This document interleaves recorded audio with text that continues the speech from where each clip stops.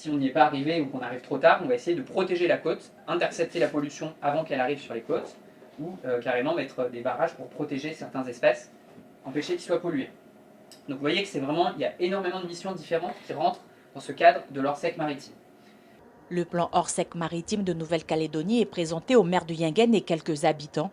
Le dispositif concerne la recherche et le sauvetage en mer, l'assistance aux navires en difficulté, la lutte contre les pollutions marines et la libre circulation. Une séance d'information qui a suscité des inquiétudes. Moi, ça m'interpelle parce que je dis nous, on a une caserne de pompiers, une caserne de la gendarmerie. Gendarmerie, j'en sais trop rien, mais nous, on n'est pas équipés en bateau.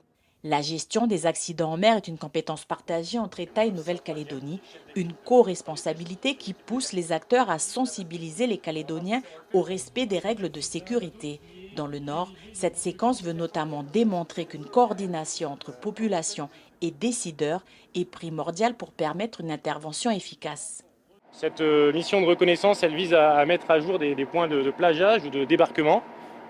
D'abord, s'il y avait un besoin d'évacuation de personnes ou alors d'apport de matériel ici sur la côte Est et en province Nord, ce sont des lieux dans lesquels on ne va pas forcément très souvent. Parmi les outils d'intervention, le bâtiment de soutien et d'assistance outre-mer, le Dentreux Casto, véritable couteau suisse de la Marine nationale.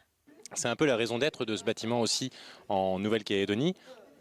Pas la seule, mais une des raisons d'être, c'est la réponse à un événement climatique majeur qui peut être sismique, qui peut être cyclonique et qui nous permet de venir assister et soutenir des populations après un cyclone, un séisme, une éruption volcanique. La particularité de cette passerelle, je l'ai dit, elle est d'être à 360 degrés et en même temps d'être assez haute, ce qui est typique des bâtiments de soutien pour pouvoir avoir une vision qui est très large. L'occasion pour l'équipage du navire militaire d'effectuer une démonstration anti-pollution, une opération exceptionnelle au large de Yingen avec un déploiement d'un barrage flottant spécialisé dans la récupération de nappes d'hydrocarbures.